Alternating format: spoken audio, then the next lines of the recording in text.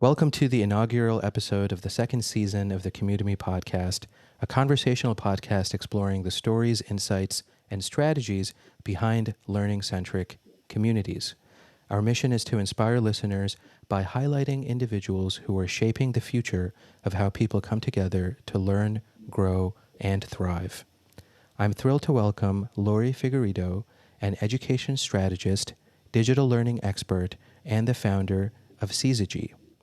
With over 3 decades of experience across corporate, startup, government, NGO, and education sectors in more than 100 countries, Lori has been at the forefront of transforming learning and organizational development through a fusion of human intelligence, HI, and artificial intelligence, AI. As an early adopter of technology and behavior-driven learning strategies, Lori has designed impactful learning for individuals and organizations. Her latest initiative, Fusion by Syzygy, empowers organizations to align purpose with breakthrough goals, fosters entrepreneurship, agility, and innovation for sustainable transformation. Lori, it's awesome to have you on the show today. How are you doing? I'm really good. Thanks, Vahan. Thanks for having me. So glad to be here. It's an honor to have you, and I'm very excited to dive into this conversation. I know we've spoken a few times, Lori, and I was really drawn to the work that you're doing on the transformational impact of education. Mm-hmm. So I would love for you to share a little bit with our audience about your background, your career journey, and what led you to create Syzygy. So my background's psychology and behavior change. So that's really it's more than my work. It's my hobby. It's my life passion. I eat, sleep, and dream it, basically. I think any of my community around me will tell you that, family, friends, colleagues. I think a lot of it's the fact that I was born and brought up as an Italian in South Africa, and my own experience of schooling, as well as seeing what was happening with obviously, sadly, the apartheid era, was we were withholding education from the masses, and that had a huge disservice to the whole nation. It affected the entire trajectory of a nation by withholding education. So for me, it's quite a critical right for people to have. Those of us in this profession, learning, development, performance improvement, enablers, it's our responsibility to make sure that when we innovate and provide enablers for learning and development, it's got to be with high impact, because there's been many people in the world that haven't had access to education and learning and training. When we do something, the onus is on us to make sure we co-create with the community, meet people where they are, and we really have scalable solutions that are sustainable and have strategic impact. For me, that's an absolute core guiding principle. We should innovate with integrity for high impact and continuously challenge ourselves to think about how we're enabling and how we're reaching more and more people. So my whole path was from working in South Africa, and then I had an opportunity to operate globally out of Singapore, which was an amazing experience, to work with globally from the States to over 100 countries all over the world. With some of the leading brands. So I toggled between the educational sector, the government, the corporate, and startup sectors, over 50 organizations. And all this experience just kept reinforcing the fact that we've got to keep innovating, keep pushing the envelope. So many years ago, when Cisco was the internet company of the world, and even before that, I was always using technology as an enabler. So I've always toggled between leveraging the power of technology, but also leveraging the power of teams and team-based learning. I've always been a big proponent of tech and teams. How do we make sure that learning is enabled and supported, not so much with the individuals, but rather bringing teams together, because self-organizing teams and learning teams are a very powerful vehicle. So that's really informed my trajectory from working in South Africa, Singapore globally, a bit in London, and now based out of Dubai, doing global work and looking particularly in the Middle East and Africa. It ties in with the work you're doing around community-based learning, which I think doesn't get enough attention. I really feel we're all still talking about e-learning or classroom. And now with AI, I think it's just another wave of opportunities to accelerate access to learning in self-organizing teams.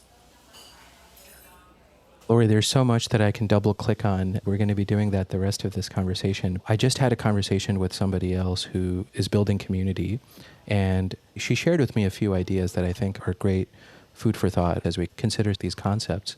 She told me community building actually takes a lot of effort. When you're empowering a group of people around a shared purpose, generally that's centered on learning, centered on some type of an experience that people gravitate to naturally. Maybe it's a trade, maybe it's a professional background, etc. Creating and sustaining community is pretty resource intensive and takes time and energy. So I would love to hear your thoughts, because I share the same vision when it comes to the days of e-learning and the clickety-click passive courses way behind us, right? That was 10, 15 years ago. It was very passive. The allure was the fact that the content could reach that many people. Like, just click this and you can access the course.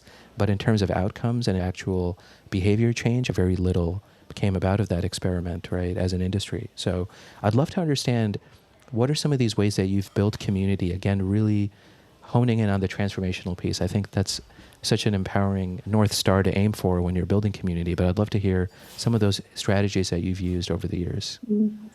So that's what led me to create Syzygy, working in so many different environments, from very under-resourced poor areas in Africa up to private banking of top global banks. I've worked the whole spectrum, government, corporate, everywhere. But what I always saw was 5 things, and I always kept seeing that when these 5 things were fully aligned and integrated, there was the power of the community, that there was really a leap forward to the next level, which wasn't contingent on one great trainer or one good lecture or one. It really was systems thinking, which, again, I'm a big fan of it. So, of course, I go looking for things that validate systems thinking, but I really saw it in action over and over and again when I took a step back. Irrespective of the industry, the sector, and whether you're talking about kids or adults or leaders or frontline, it didn't matter. What I saw over and over again, and I have been very blessed to work in so many different environments and really be welcomed, even though most of the time I'm an external partner, I get seconded into the team and I work very closely from inside out.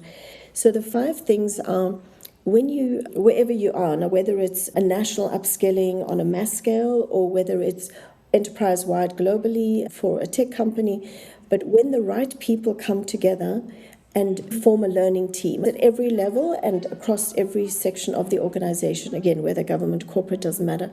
So the right people come together, and even if it's not every single individual, but the representative personas from, as I say, all levels of the organization and all functions, when the right people come together, they represent the whole community and they create a shared purpose.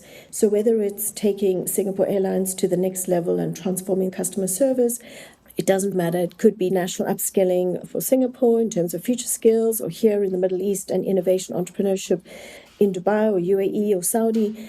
So when the right people come together and are representing a bigger community, when they create a shared purpose and everyone's clear on what is their role, what do you need to achieve, do, and learn in order to make this happen, and there's a clear process to support and enable this transformation.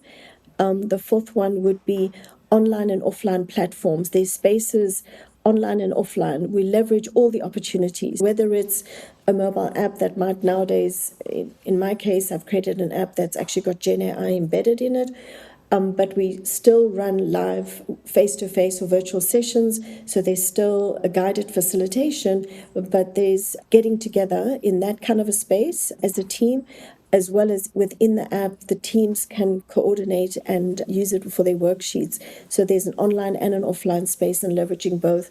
And the final thing would be the guiding principles. If you're working with a Nando's, for example, it's got to be fun, it's got to be family, it's got to be true to their values, versus working with a Standard Chartered Bank, with the private bankers, or with a frontline. The guiding principles, the whole ethos of the design would be different, whether it's from the colors to the branding to the messaging to just the whole energy behind it. So that's people, purpose, process, platforms, and principles. And that's the Syzygy methodology, which is just common sense. This is just me observing organizational change and human and behavioral change, and I found these 5 things are working together in a very intentional way. I think those 5 principles, and it's funny because I like to think in 3s and 5s, and in some cases, if it's not too complex, I'll go up to 7. But also the alliteration, right? All of these are starting with the letter P. It makes for a very memorable framework, right? These principles allow individuals to buy into this shared vision and this shared, we're in this together sentiment, right? And I've noticed in a lot of the community building initiatives that I've done that we often have to revisit those principles from time to time. And that takes leadership buy-in, that takes an organizational awareness and commitment, really, right? These are the principles that we will strive to uphold. And yes, there may be setbacks, as is natural when something is being implemented, but whenever we are deviating from a particular idea, if we feel like this is the path we need to be on, but there's some tangents that we can take or off-ramps we can go down, are those off-ramps still tied to those fundamental principles and overall vision? So having the agility, being able to be malleable when the circumstances arise, that's critical in my experience. Any thoughts on that, Lori? I would echo that. It's a bit like a football team. The rules of engagement, they go through the ups and downs, and okay, we're Italian, so we follow, football. And sometimes it works, sometimes it doesn't. But whether you are observing a football team or you walk into a hotel or go into a restaurant, you can feel the energy when there are agreed upon rules of engagement. I just had a clinic here in Dubai, an eye clinic. Unfortunately, I needed to use their services, and they're from the UK. But honestly, everyone just worked together. You walked down the corridor, they greeted you, they sat you down. Every touch point in the customer journey, even though it was a hospital, they had imagined and really created that cohesive, collective customer experience, which is the kind of work we did, like with DBS as a bank and other organizations. We've done this kind of, how do you create a collective and cohesive? And that stems from agreed upon ground rules or guiding principles that the teams have come together and are aligned. So I think that's the meaning of the word Syzygy. It actually means alignment. When the sun, earth, and moon are aligned, that gravitational pull that pulls the highest tides is Syzygy. So when you go into organizations, you can feel when there's Syzygy, where you can feel there's a shared purpose, you can feel the guiding principles that everyone's signed up for. There's a clear process in terms of how they should engage with each other and with the customers. So it really is, I think the guiding principles to me is also an absolute cornerstone of a holistic system that really works together. Yeah, and it's so applicable to so many different settings. As you alluded to, Lori, you've been in the financial sector, the transportation sector, countless other sectors, healthcare.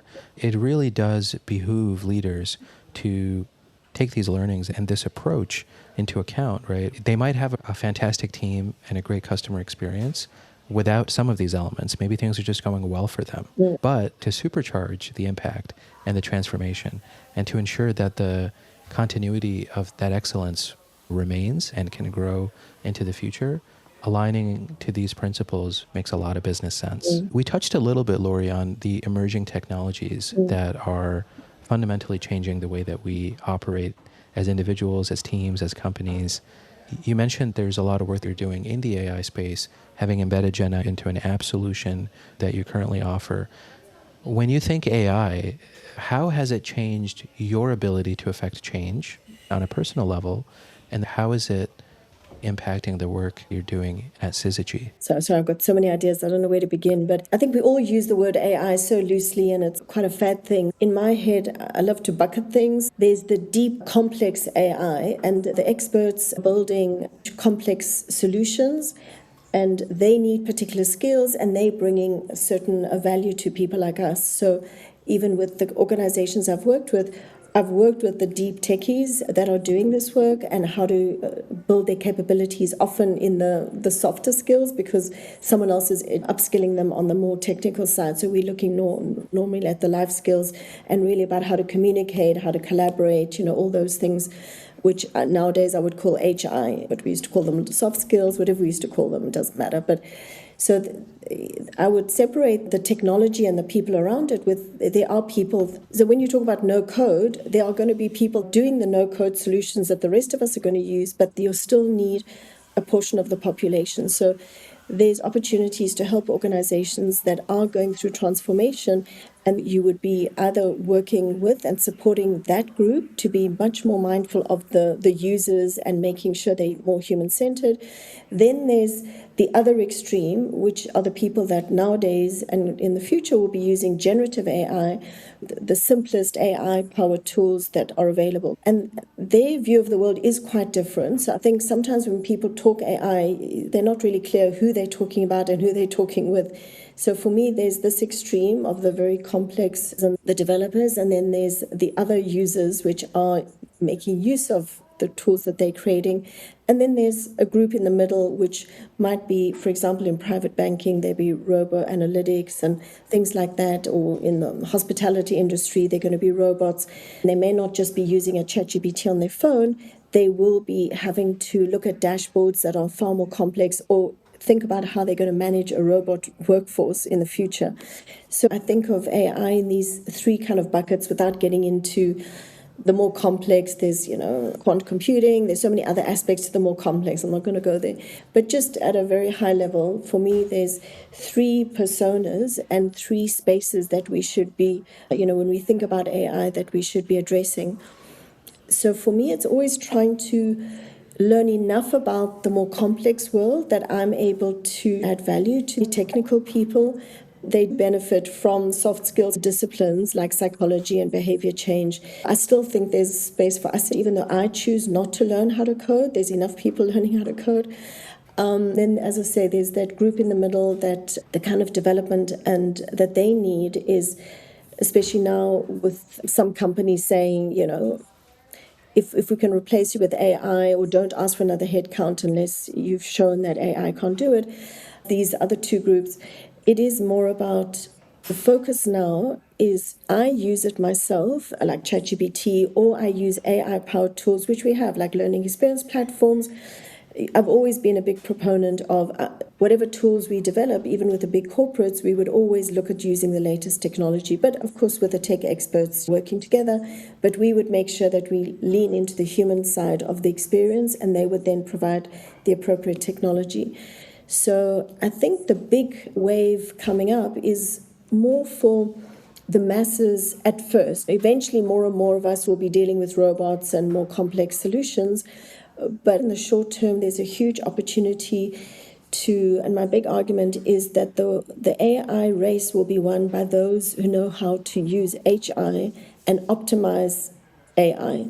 So for me, it's focusing on the youth, helping youth to be future ready, or organizations that acknowledge this journey that's happening and recognize and want to lean into. For every dollar they invest in AI, they're going to invest in equipping people to use HI, their human intelligence, and how to optimize and use AI. Because if we don't balance this investment, we really are leading towards a challenge. It's a proven trajectory where our brains are just going to become atrophy. They're just going to become less used and less. Going to the gym, you really need to use your brain and keep thinking. But if you give away your power as an individual, as a team, as a company to AI, and you're not leaning into your tacit knowledge, even when you build solutions, for example, speaking to the doctors and really understanding what kind of diagnostics do they need, how do they interact with customers, what is their tacit knowledge, and how might AI show up to amplify and support their efforts. I think the future is really about balancing the investment and the development of AI in our communities. I think you need both ingredients to succeed, Lori, right? Fundamentally, I mean, it's so important. We've been hearing now for a long time, ever since ChatGPT hit the market, it's been 2 years and some change, there was so much that was being said about AI will augment humans, right? AI will not replace humans. This is a tool just like any other. We're in the fourth industrial revolution. We're in a time of history in which knowledge economies are ruling, right? So what you know and what you can develop, it's not necessarily creating physical products. It's more about manipulating knowledge in the most effective ways to bring about change, to bring about new products, scalable. Exactly, yeah. It's wonderful to hear that. When I think of human intelligence, we touched a little bit on this right now in terms of the soft skills, equipping individuals to understand, okay, how does AI Or how does quantum computing, how do any of these very rapidly changing, cutting edge, emerging solutions, how do they complement my work, right? That's I think the thought process that the average person needs to go through as a component of the human intelligence experience. What has been your experience, Lori, when you share human intelligence, when you propose human intelligence as a framework and tie it to this overall larger vision of what will make our people future ready? What are the types of reactions you're getting, or potentially even pushback? What are some of the challenges in moving this forward, this idea of human intelligence and artificial intelligence? How's it being received? What are some of the conversations you're having in this domain? I'd love to hear about that. It's just interesting because I've always sort of lent into the combo of technology, and I always thought of it in the previous times as tech and teams. It is interesting that although there are certain people are also using the term, I didn't make it up, some people think I made it up, I didn't, human intelligence, there is more and more talk about it. I just feel that we're still at those stages where when you hear what's people are actually doing behind the speaking about it, I must say I'm concerned that it's not really filtering into actual actions and things on the ground. So conceptually, there's more and more conversations around it, or at conferences or at summits. I do my rounds of those, whether it's online webinars or live events from here to Saudi to Africa. When you listen to what people are actually doing on the ground, there's still a bias towards purely investing in AI. And this is not just within the technology community, this is even amongst business leaders. So from my experience, I'm just looking for more and more people who, like myself, are actually, put our money where our mouth is actually just create products and include the human. So for me, the human needs to be in the room at every stage. So whether you're in the ideation phase, why don't you have the expert on that domain, whether it's medical, health, whatever it is? I'm shocked by how many innovators and founders that I speak to, and then they're innovating something in a domain they've got no idea about. They've got some conversation with a domain expert. Why wouldn't you bring a domain expert to coexist and co-create with you? I think there's far more opportunity to bring in both, to bring in the technology and the humans at every stage, from the design, ideation phase. What problem is there to be solved in the first place? Are we solving the right problem? So real human-centered kind of agile thinking. And then while you're going through this process, how would you co-create and discover, define, develop, deploy, which is that sort of agile design thinking. There's many terms people use, but basically going through that design development process and really co-creating with the humans and the AI and having a dance between the two. And then even during adoption, deployment, and creating solutions that themselves have mechanisms to fuse the two. That's why I keep leaning into the term, AI, HR fusion. And I really look out for products and solutions and strategies that are mindfully integrating the two. I think that's a huge opportunity, and that's going to benefit everybody. We are living on the cutting edge of that transformation taking place globally. For me, one of the things that I always try to juxtapose whenever we're talking about technology and the incredible potential that it has is let's not leave the people behind. There was a famous, kind of a notorious thing now, but back in the early 2000s in the US, there was an educational policy called No Child Left Behind. It was done by the Junior Bush. Even though that was a very controversial time in history and a lot of kids were left behind with standardized tests and all that, we can't leave the human behind the experience, right? We need to include them at every step of the way because fundamentally that's who we're serving, right? We're not building solutions for robots. We're building solutions for people, right? So if you don't understand the human experience and if you're disconnected from the idea that the central tenet of all of this is we want people to become more successful. We want them to become better leaders, more transformative in their organizations, right? Build better solutions, achieve better outcomes. All of these things are human-centered fundamentally, right? At a very central kind of level. And the other kind of thing, the question that comes to mind is, why do you think there's resistance? Like this lip service that you mentioned, I love that phrase. Is it just that I'm seeing this sometimes as an entrepreneur where we just want to be the center of attention, It's a human emotion, right? We want to be where everybody's talking about AI. I'm going to talk about AI. The media, I think in some ways, or what we hear in the airwaves, also reinforces some of these things, right? However many billions of dollars is being invested in such and such a AI model, right? Sam Altman's coming out with this, and now Facebook or Meta is coming out with something like that. Are we getting caught up in the hype, would you say? Why does that maybe contribute to the lip service? Why is it that maybe folks, it's tough to get folks to see, guys, we got to pump the brakes on this a little bit. Let's not go too crazy. Let's not forget the human. I'd just love to hear your thoughts on that.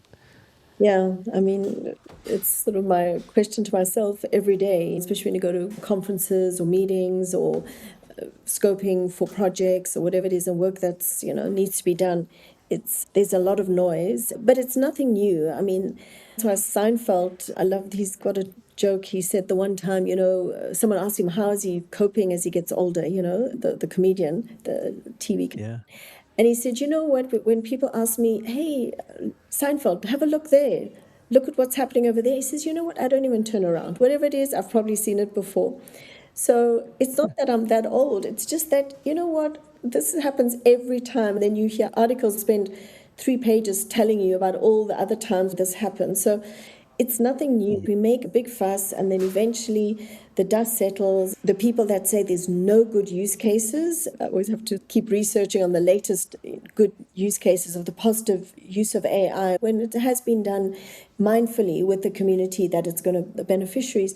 So there's millions of positive case studies and use cases already, but there's also a lot of nonsense going on. For me, it's nothing new. Every time there's innovation, it's just that this has been unprecedented. The speed and the impact that this change is going to have is far greater than any other period of evolution in our humanity.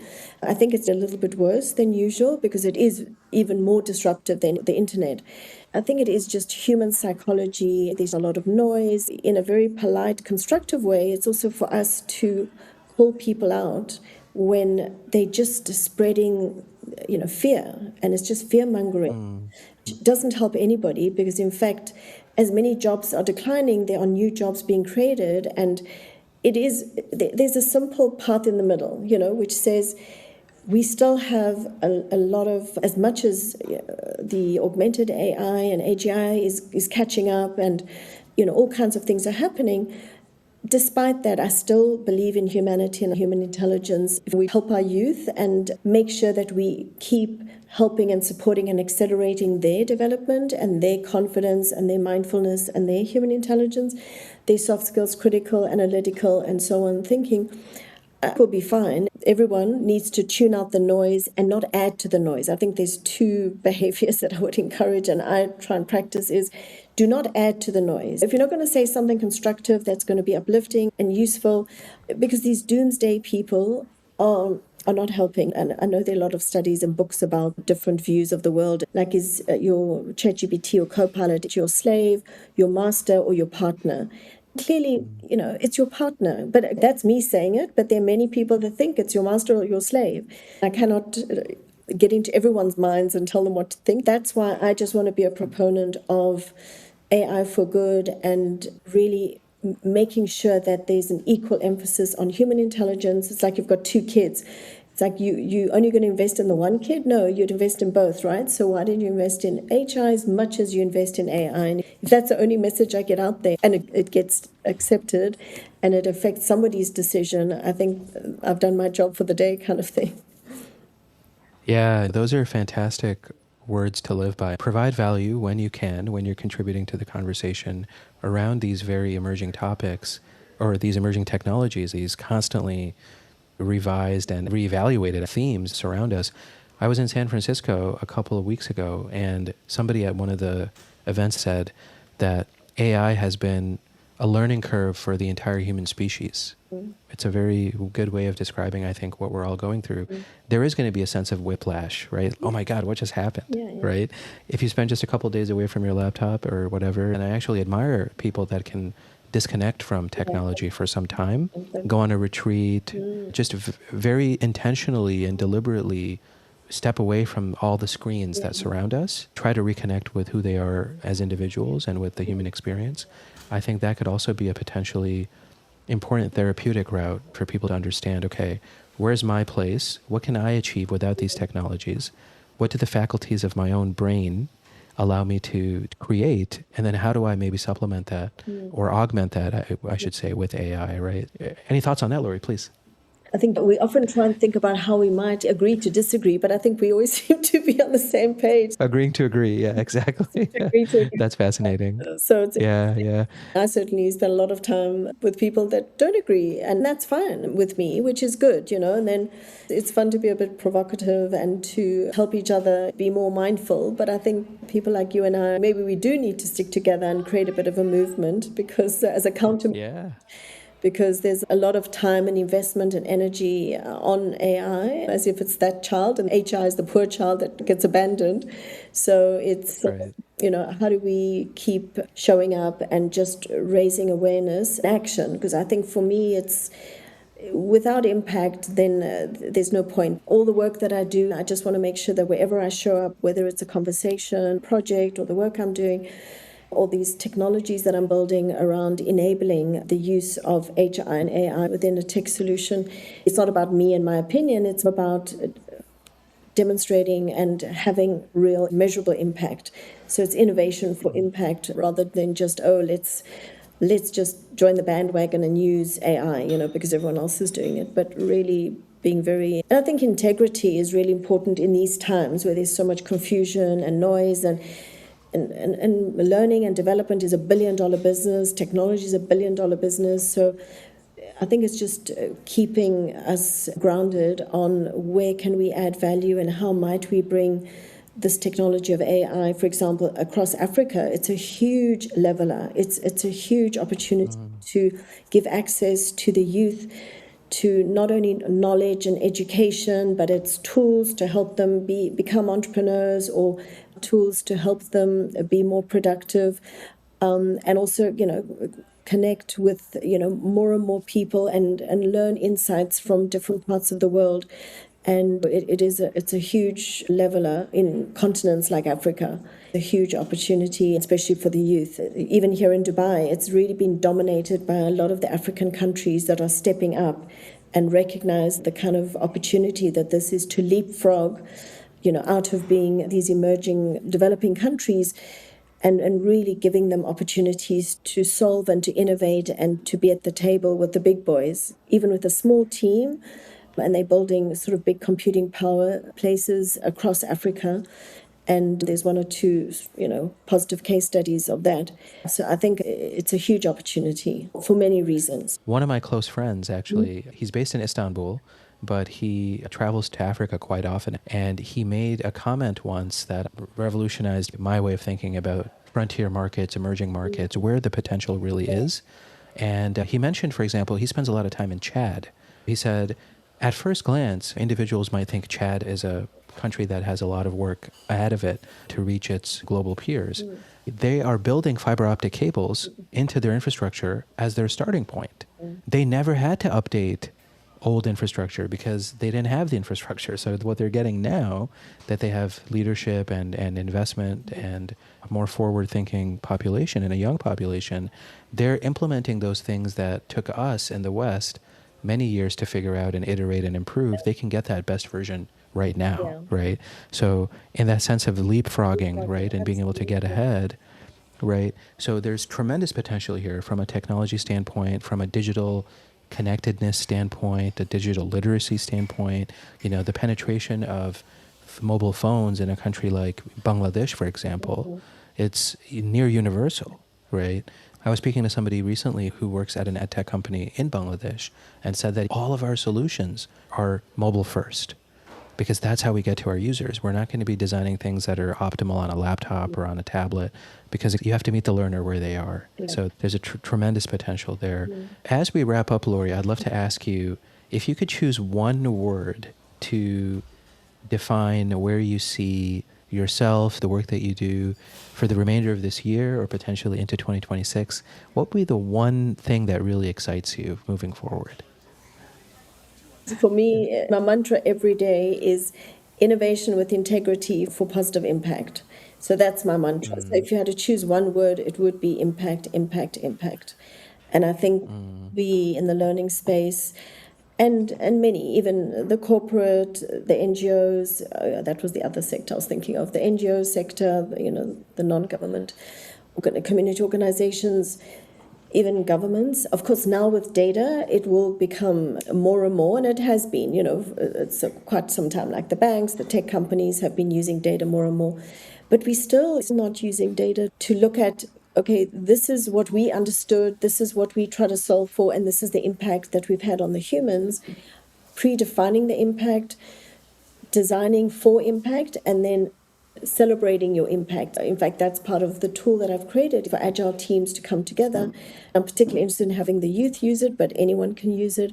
It really is doing the agile process, but with the thread of the impact on humans. As you imagine success, you created your solution, and you reflect and celebrate what you've achieved. The heart and soul of it is impact on people. Has it been positive and meaningful? Not from your point of view, but from their lens. So do they perceive it as impactful? And I think now with more and more technology in everybody's hands, we should all be able to do far more measurement and not be using for the content. I mean, you hear learning organizations, companies, training companies. Honestly, who are you kidding? The learner can go straight to ChatGPT and get their own content. What value are you adding there? If we really look at meaningful impact, how are we going to enable them? What are the tools we can give them to be far more independent and self-organizing learners and self-organizing teams? It's going to be far more impactful, and believe that our beneficiaries are far more competent than we give them credit for. So it's how do we enable these kind of self-organizing teams that will learn. The word is impact. I love it. And it's so central to my work. I think many of our listeners will also resonate with that as a central theme and as something to aim for in their own individual endeavors. We're going to include all of your contact information in the show notes, Lori, so people can find out more about you and about Syzygy. Well, I'm definitely good on LinkedIn and responding, and I'm trying to be a little bit more active there to share more insights, because I'm learning every single day and experimenting and trying different things and learning what other organizations are doing. So it's really on LinkedIn, WhatsApp. We'll make sure to include all of those great links, and I think a ton of our listeners will love following your work and learning more about what you're doing. Yeah, I think as much as people love and hate AI, let's fall in love with our own knowledge and our innate wisdom and the fact that we've got lived experience. That is very powerful. I just want to remind us, even to the individuals, because often when we work with the youth and students, they want to default to AI because they don't believe in themselves. So I think let's trust humanity, and let's trust that even the youngest kid, it's phenomenal if you show up and show that you believe in them and give them the time and the space. The kids, even very young kids, can come up with the most amazing insights and are much more aware than a lot of the adults in the room. I'm a big fan of youth and human capacity and potential. So I think as much as I'm a proponent and supporter of AI, let's believe in ourselves and our kids and our colleagues. A lot of people say, oh, the team can't manage that. Honestly, it's not the truth. You give them a safe space. Maybe that's the last point I'd make. You create a safe space, it's phenomenal what can happen. The same thing with AI. When you talk to AI politely and respectfully, it actually produces better outcomes. Incredible. No, that's what we want to give our listeners, some tangible takeaways and some great calls to action. I loved this conversation, Lori. Thank you so much for being a part of it. Well, thanks, Farhan. It was great talking to you.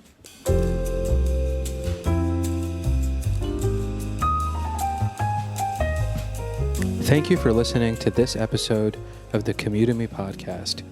You can find all of Lori's links in the show notes. Be sure to follow her amazing work. You can learn more about this podcast at commutemy.com. That's COMMUDEMY.com. I'm your host, Farhan. I'll see you next week.